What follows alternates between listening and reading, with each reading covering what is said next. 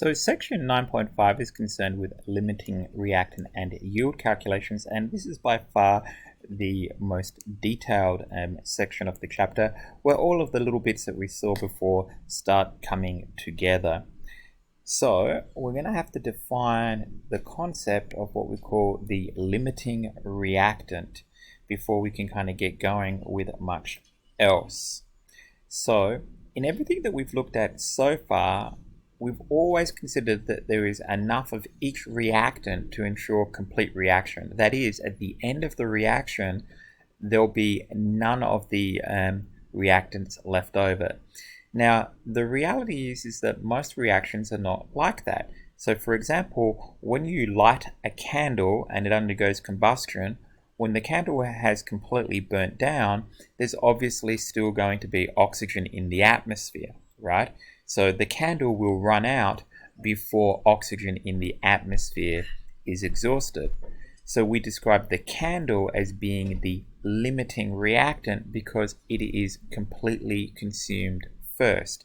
So if I'm burning this substance here is ethene. If I was burning that ethene in oxygen, then we're not going to consume all of the oxygen in the atmosphere. We say that we have an excess of oxygen.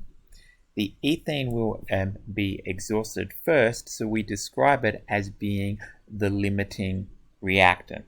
So the limiting reactant is just the one that is consumed first. It's the one that runs out first, and then the excess reactant is the one where we have some of that guy left over. What's important is that the limiting reactant is the reactant that yields the smallest amount of product. So if you think about making hamburgers, so you know that every hamburger requires at least one bun and at least one patty, right? So if I have 5 buns and 4 patties, how many hamburgers could I make? Well, the maximum number of hamburgers that I could make would be 4, because at that point the patties would run out, because the patties are the limiting reactant, or what we call the limiting reagent, and they are the ones that determine the yield. It doesn't matter how many buns I have. I could have like 50 buns.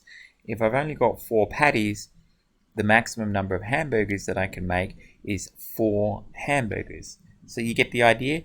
The limiting reactant has 2 characteristics. It's the first one to get exhausted, but it's also the reactant that determines the yield. It is the reactant that gives the smallest amount of product when it is completely consumed. So we're going to apply that reaction not to hamburgers or sandwiches or any of the other things that are often mentioned, but to chemical reactions. So let's have a look at this combustion of methane reaction again.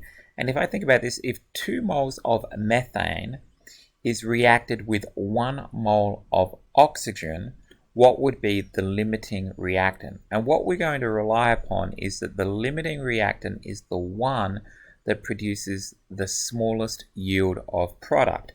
So what I'm going to do is say, well, what about if all of that 1 mole of my oxygen got turned into CO2, how much CO2 would I make?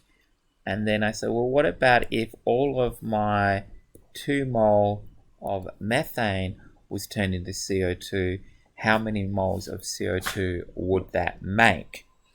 So just looking at the coefficients here, we can see that if I have 1 mole of O2, that would produce at most half a mole of CO2, because these guys are in a ratio of 1 to 2. If I've got 1 mole of O2, the maximum amount of H2O I could make would be 1 mole, because these guys are in a 2 to 2 or a 1 to 1 mole ratio.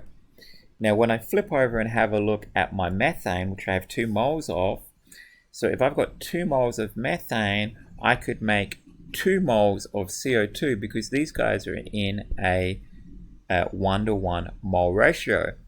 But when I look at my balanced equation, you can see that for every 1 mole of methane, I get 2 moles of water. So if I've got 2 moles of methane, I could make 4 moles of water.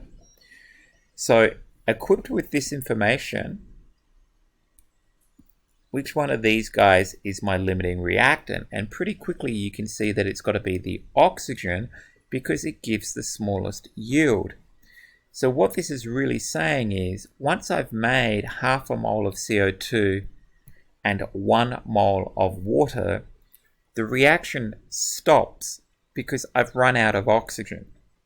I don't have any more oxygen. So it doesn't matter how much methane I've got. It's not going to do me any good because I've got no oxygen, right? So looking at what reactant gives the smallest yield, and you don't have to do it for both products. You could see if we did this just for the CO2, it would work, right? We could quickly identify that it would be the oxygen. Yeah, that's it. That's what we're going to do. We're going to look at what if that reactant was entirely turned into products. How much product would we get? Do that for both reactants or for all of the reactants. Pick the one that has the smallest number. That's your limiting reactant. So that's the strategy that we're going to use to identify the limiting reactant. So we just did a problem where it was given in moles of each reactant, but more commonly the amounts of the reactants are going to be given in mass. In particular, they're going to be given in grams. So a more realistic form of this problem would be something like this. If 16 grams of methane is reacted with 96 grams of O2, what is the limiting reactant? And what I'm going to do is this. I'm going to take my grams of methane and I'm going to turn it into grams of one of my products. So you could turn it into grams of CO2. And then I'm going to take my grams of O2 and I'm going to turn it into grams of CO2 as well. And then I will compare these two things. And the one that has the smallest amount of product being produced is my limiting reactant, right? Because my limiting reactant produces the smallest yield of product. And then I'm going to pick that one and say, aha, it was methane. Or maybe I'll say, aha, it was O2. But that's how it's going to work. So let's grind through this and see what we've got. So we have to take our grams of O2, which we had 96 grams of O2, and we've got to turn it into grams of CO2. And we know to do a moles to moles conversion, we've got to multiply it by 1 on the molar mass of O2. We've got to multiply it by the mole ratio, so that's going to be moles of CO2 for every mole of O2. And then finally, we've got to multiply by the molar mass of CO2. So we're doing all of that here. So 96 grams of O2 multiplied by 1 on the molar mass of O2, which is 1 mole of O2 for every 32 grams of O2, multiplied by my mole ratio relating CO2 and O2. So we get 1 mole of CO2 for every 2 moles of O2 according to our balanced equation. So that gets me to moles of CO2. And then finally, I've got to multiply it by my molar mass of CO2. So I know that I've got 44.01 grams of CO2 for every 1 mole of CO2. And when I do that, I determine that I could make 66 grams of CO2 if I consumed all of the oxygen. So now I do the exact same thing, but I'm going to do it for my grams of methane. So I know I'm going to take grams of methane, multiply it by 1 on the molar mass of methane, multiply it by the moles of CO2 for every mole of methane, and then finally I'm going to multiply it by my molar mass of CO2. So I do my second grams to grams conversion, 16 grams of methane, and I get 1 mole of methane for every 16.05 grams of methane, just multiplying by 1 on the molar mass. Now I'm going to multiply by my mole ratio, and according to my balanced equation, I need 1 mole of methane for every mole of CO2 I'm going to produce. So that gets me to moles of CO2. And then finally, I'm going to multiply by my molar mass of CO2, and I know that there are 44.01 grams of CO2 for every 1 mole of CO2, and sure enough, it leaves me with grams of CO2. That's the only unit remaining at that point. So do all of that math, and I see that I could make 44 grams of CO2 if I used up all of the methane. So what's the limiting reactant? Well, 44 is less than 66, so it's gotta be methane. All right, so what's gonna happen? The methane and the oxygen will react. Eventually I will have produced 44 grams of CO2, at which point I would have exhausted all of the methane that was there and the reaction will stop. All right, so CH4 is the limiting reactant because it runs out first. It produces the smallest yield. Now, I did this calculation using CO2, but I equally as well could have done it calculating the grams of water that could have been produced by each reactant. It doesn't matter what one of your reactants you pick, just pick one and do that for both of your reactants. Okay, so this section is all about like limiting reactants and reaction yields. So we're going to define a couple of different ways of expressing the yield of a chemical reaction. So the first way we're going to define the yield of a chemical reaction is in terms of what we call the theoretical yield. And it's pretty simple. The theoretical yield of a reaction is the amount of product that we make when we consume all of the limiting reactant.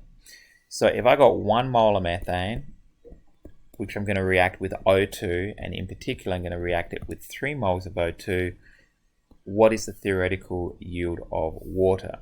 So if I turn all of my O2 into water, I've got 3 mole of O2, you can see that I get 2 mole of water for every 2 mole of O2, then I could make, you guessed it, 3 moles of water.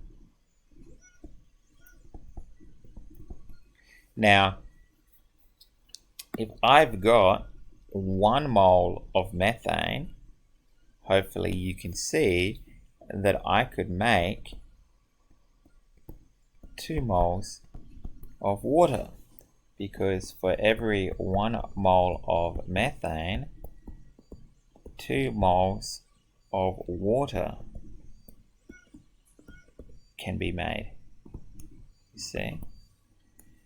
2, 1. All right, so it gives me 2 mole of water. All right, so what's my limiting reactant? My limiting reactant is the one that produces the smallest yield of product. So my limiting reactant is the methane. So I could say my limiting reactant is the methane. I'd also know that my excess reactant is the O2.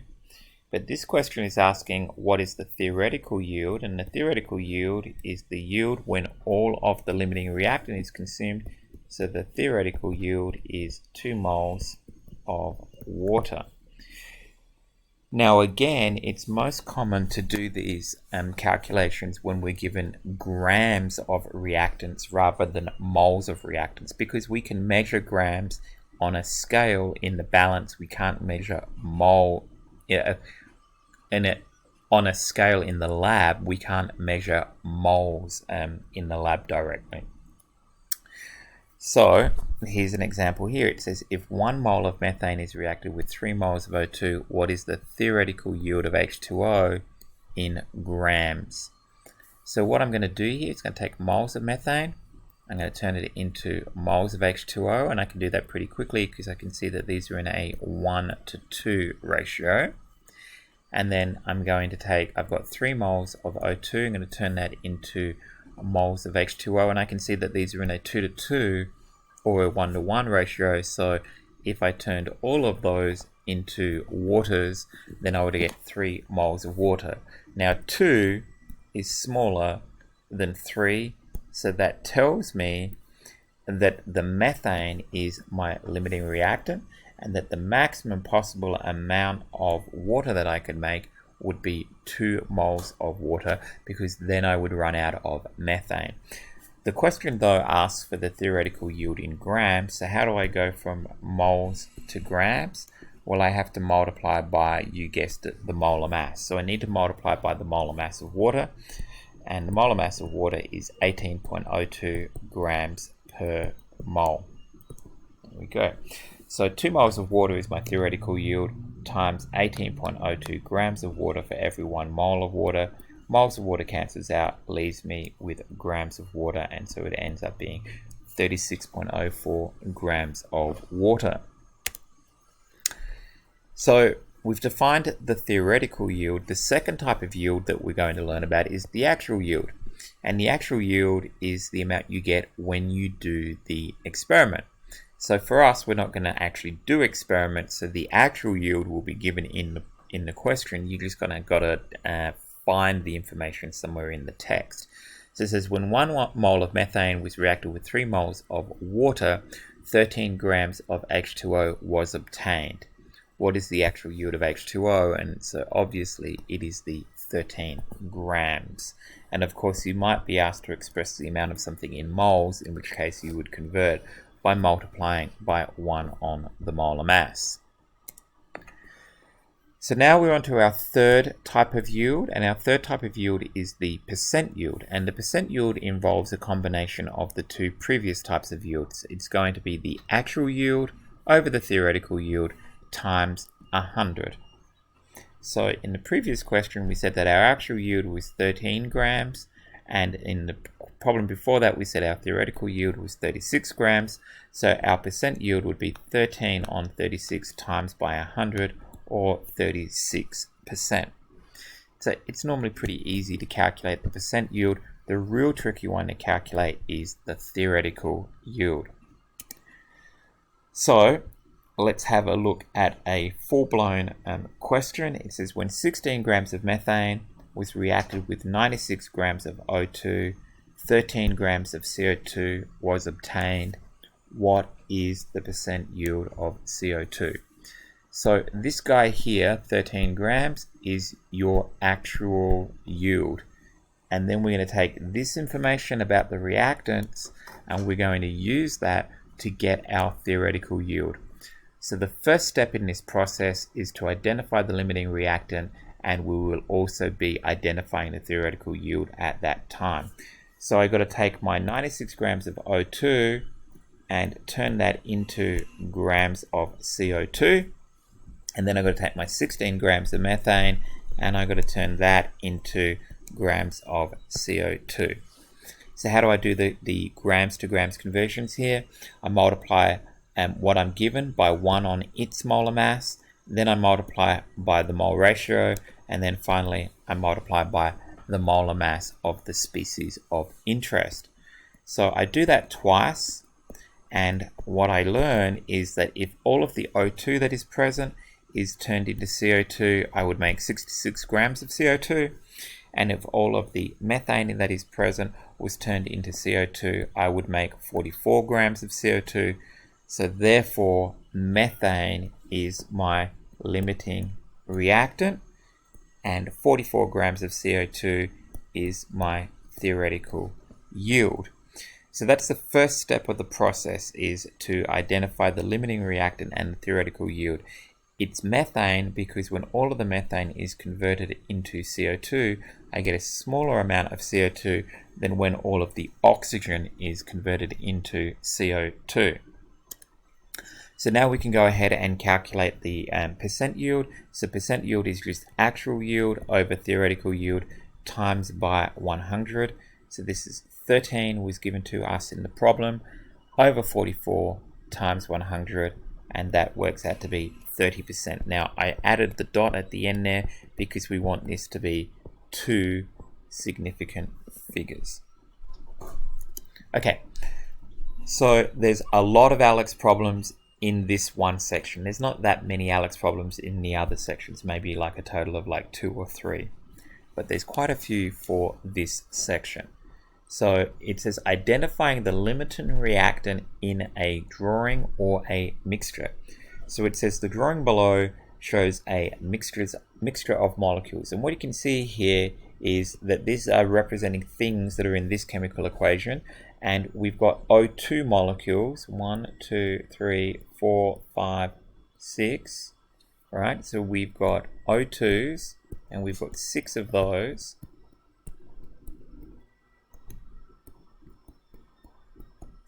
And we've also got these guys, and if you look at the little key and figure out what they are, they are methane molecules, and we've got 4 of those.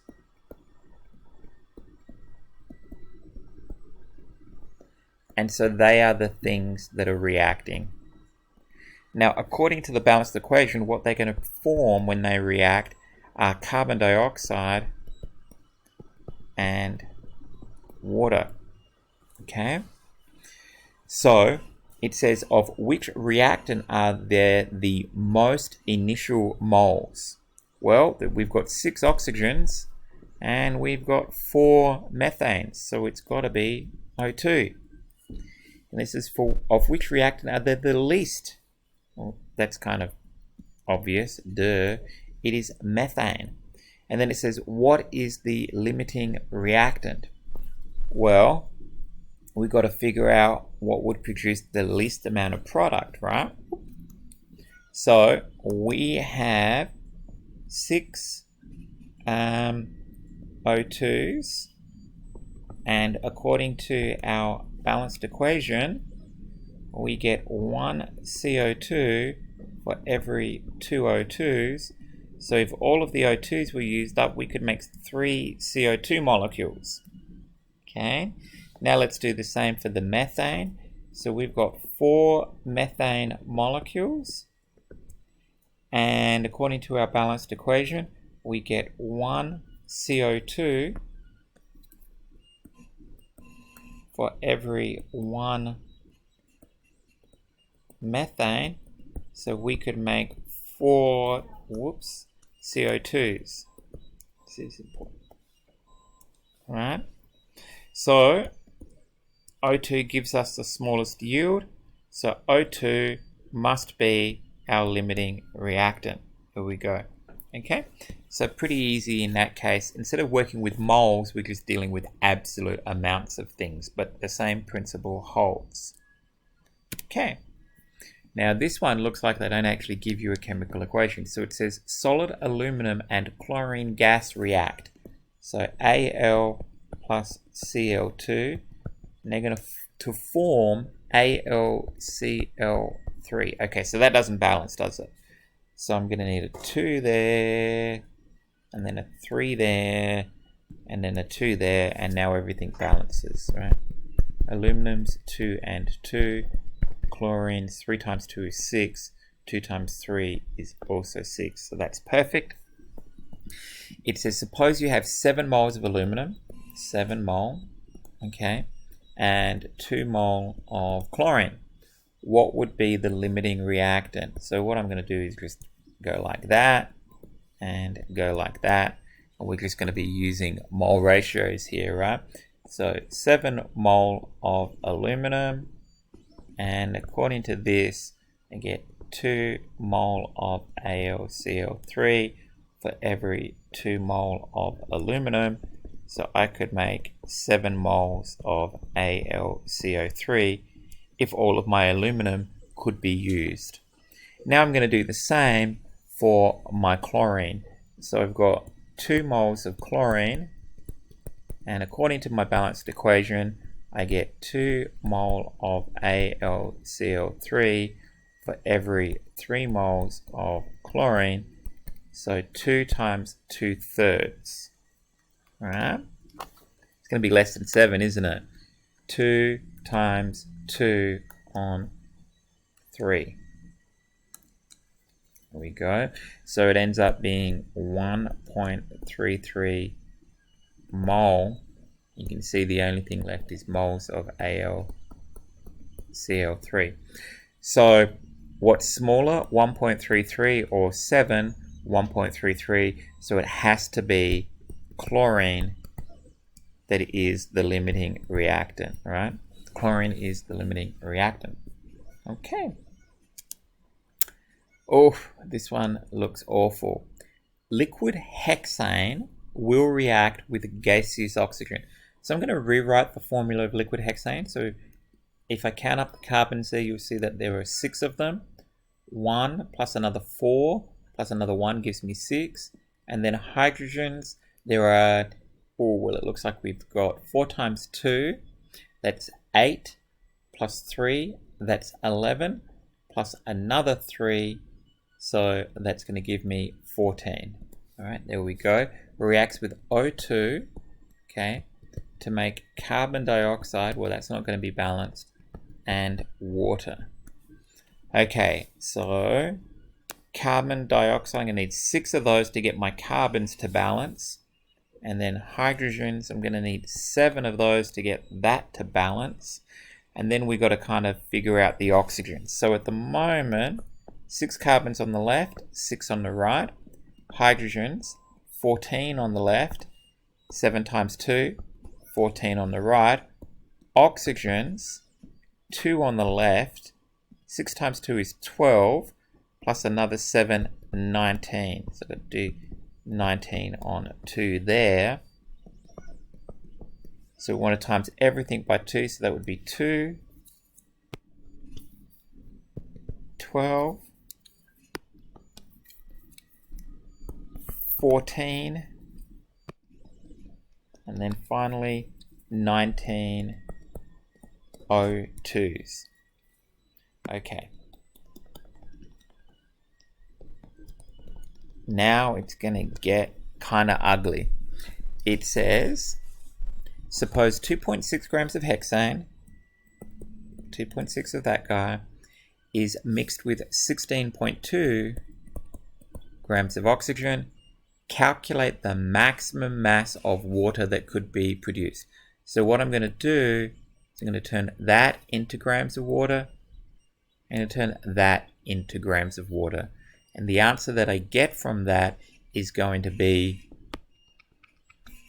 that's going to be it. So I've got to do 2 grams to grams. The one that has the smallest grams to grams is going to be my final answer.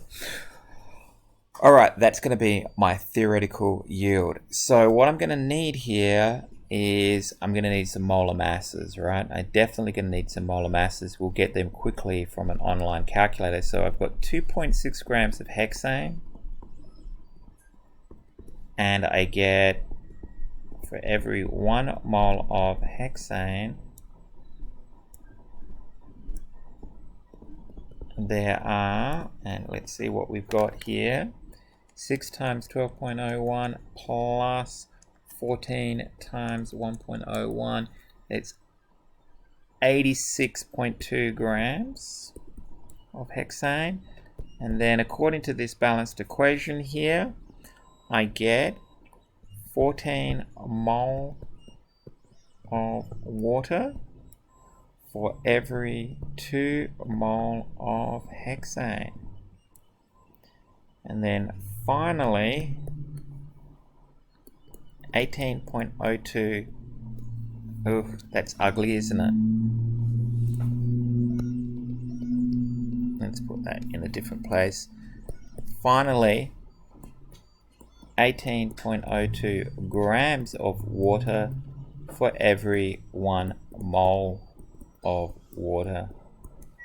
Alright, so grams of hexane, moles of hexane, moles of hexane, moles of water, moles of water. There's only one thing left, which is grams of water.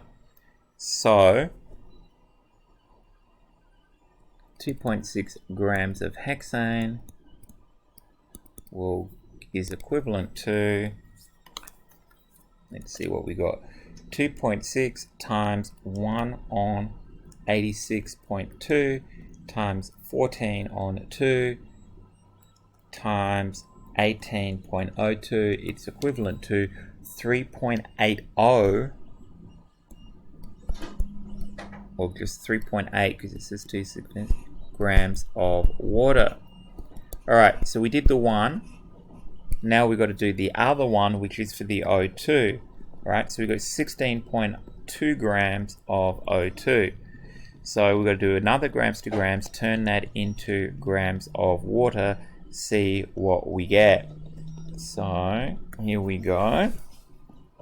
16.2 grams of O2 times 1 mole of O2 for every 32.00 grams of O2.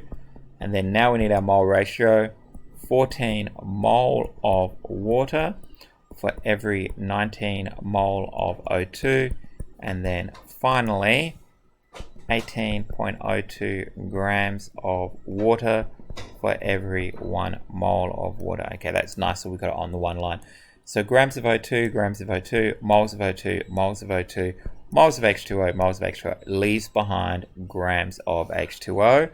So what we're really saying here is 16.2 grams of O2 is equivalent to, we'll do the math on this now, 16.2 times 1 on 32 times 14 on 19 times 18.02. So that's equivalent to 6.7 grams of H2O. So we can't make 6.7 grams of H2O. It's impossible. All right. So 6.7 grams of H2O cannot be made. We can only make 3.8 grams of H2O because then we run out of the hexane. So that can't happen. That's our theoretical yield. That's the maximum mass of water that could be produced in this reaction. All right, here we go. Let's see what we've got here. It says, each week Cape Chem, manufacturer of fine chemicals, uses up 750 kilograms of compound A and 350 kilograms of compound B in a reaction with only one product, compound C. So we've got A plus B combined together to make only one product, which is C. And we use 750 kilograms of A for every 350 kilograms of B. And as everything gets incorporated into the products, that must mean that we make 1,100 kilograms of C if it works perfectly, because it's just the law of conservation of mass. So that gives us the answer to the first one. It says, what is the maximum theoretical mass of compound C that could be produced? Well, both of these things are coming together to make the one and only the one product. So if you add the masses of the things that are coming together, you get the maximum mass of product that could be produced. So that ends up being 1,100, and we need to put a dot on it, kilograms of C. So then it says, suppose on average the percent yield of C in Cape Chem's reactors is 79%. Calculate the average amount. Well, it's just 79% of 1,100. So this is just going to be 0.79 times 1,100, and so that needs to be given to two significant figures. So 0.79 times 1,100 ends up being 80 or 870 kilograms. And there we go, 870 kilograms. So that would be 870. Okay, well that wasn't too bad. Just kind of understanding the concept there. Okay, let's have a look at this one. Oh, looks like a combustion reaction. Gaseous ethane, which is different from ethene that we saw before, reacts with gaseous oxygen to produce gaseous carbon dioxide and gaseous water. Okay, so we've got C2H6 plus O2 gives CO2 and water. And we kind of need to balance it, right? Well, we definitely need to balance it. So there we go.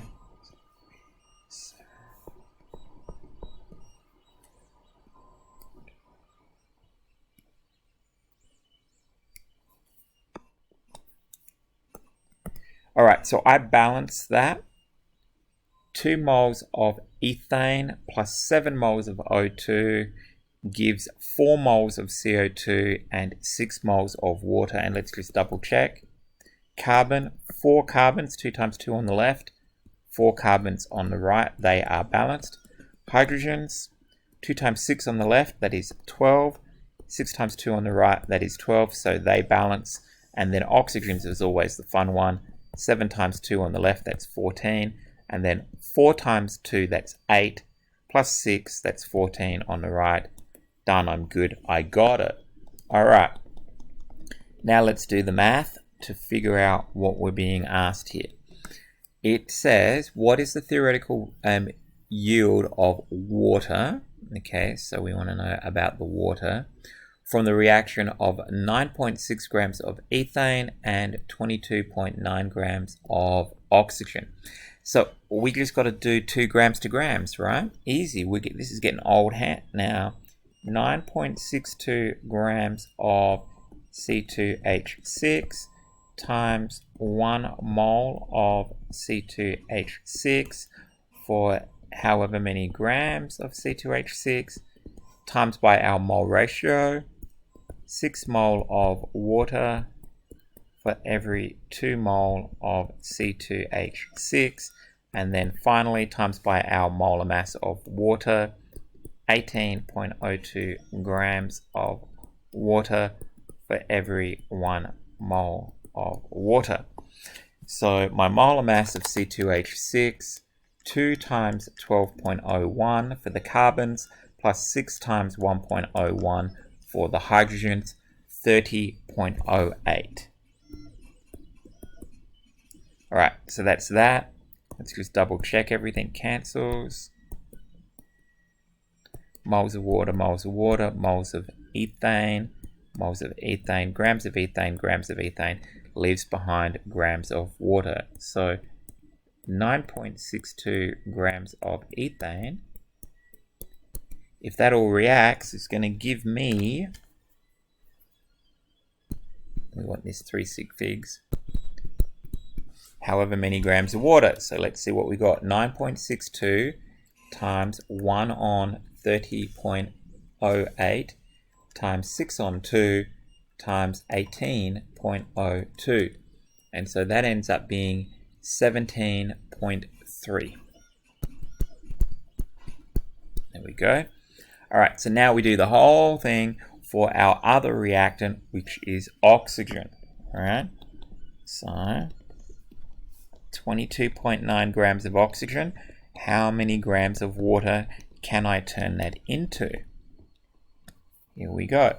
So 22.9 grams of O2 times by 1 on its molar mass. 1 mole of O2 is 32.00 grams of O2 times by the mole ratio.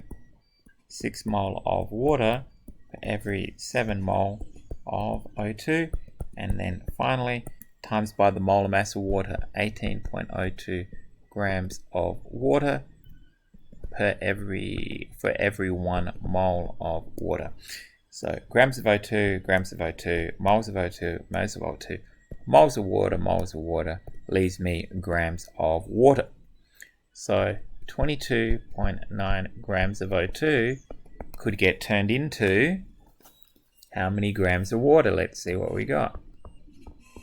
I have to do the math, right? 22.9 times 1 on 32 times 6 on 7 times 18.02. And that ends up being 11.1. So it's this guy, because 11.1 is smaller than 17.3. So what that means is that these things will react, and then once I've made 11.1 grams of water, I'm out of O2, the flame goes out, reaction stops, doesn't matter how much ethane I've got remaining. Alright, so there you go. Your theoretical yield is just the yield that is produced when all of the limiting reactant is consumed. Okay, so this is definitely the big kid problem. This is the one that's where we're going to go all the way through to percent yield. Please, please, please show your work neatly and in an organized style, or otherwise this is just going to be horrendous. Okay, so we've got liquid hexane reacting with gaseous oxygen to produce carbon dioxide and gaseous water. So I'm going to kind of like condense the formula of hexane here. So it is C6H14. So 3 plus 3 is 6. and then 4 times 2 is another 8, so that gives me 14. Reacting with O2 to produce CO2 and water. And I'm just going to speed this up. What I'm going to do is I'm going to go to a molecular weight calculator.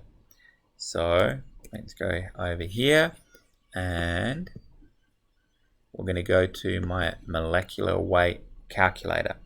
There it is, right? So let's put in my formula: C2 C6H14. 86.17 grams per mole for my hexane.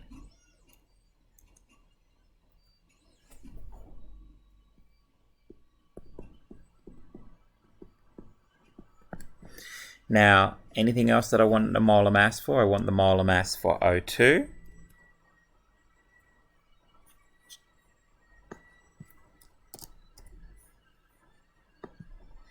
.00.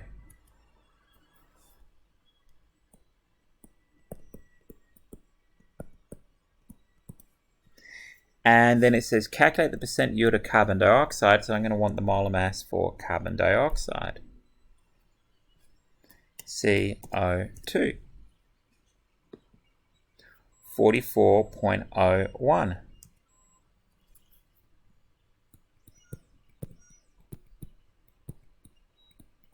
There we go. So we got our molar masses, right? So that's always kind of like worth doing. The other thing that we're going to need to do is to balance this chemical equation. So how I like to do that is using an online equation balancer. So we'll go over to here, and the one that I like to use, there's many of these, but I like to use the one that's at webqc.org. So I'm just going to go over to there now, webqc.org, and in their chemistry tools, the very first thing is the equation balancer, and so I'll put that in. So it's C6H14. Oh, it's already there. There we go. And when I hit balance, there it is. 2, 19, 12, 14. 2, 19, 12, 14. And so that just kind of like speeds things up for me, right? You know, I don't need the molar mass of water in this case because the only product we're concerned with is carbon dioxide. So now I'm going to do my 2 grams to grams conversions, right? So I got 2.59 grams of hexane. And I know that 1 mole of hexane is 86.17 grams of hexane. Now I'm going to apply my mole ratio, and I get 12 mole of CO2 for every 2 mole of hexane. And then finally I have to apply my molar mass, and I know I get 44.01 grams of CO2 per 1 mole of CO2. So grams of hexane, moles of hexane, moles of hexane, moles of CO2. I know I got it right. So if I take my 2.59 grams of hexane and convert that all to CO2, how much do I get? So here it is, right? 2.59 times 1 on 86.17 times 12 on 2 times 44.01. And so how much I would get would be 7.937. 7.937. Okay, and now I'm going to do the same for my O2, right? So it says I've got 15.8 grams of O2, and I know that I get 32 grams of O2 for every 1 mole of O2, and then I know that I get 12 moles of CO2 for every 19 moles of O2, and then finally I get 44.01 grams of CO2 for every 1 mole of CO2. So what this is going to tell me is how many grams of CO2 I get if I was to take all of my oxygen and turn it into CO2. So let's do the math on that. 15.8 times 32 times 12 on 19 times 44.01, and so that ends up being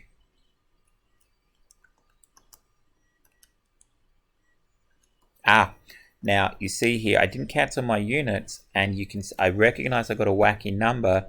I got it up the wrong way. You see 1 mole of O2 for every 32 grams of O2. There we go, and I was able to detect that. There we go.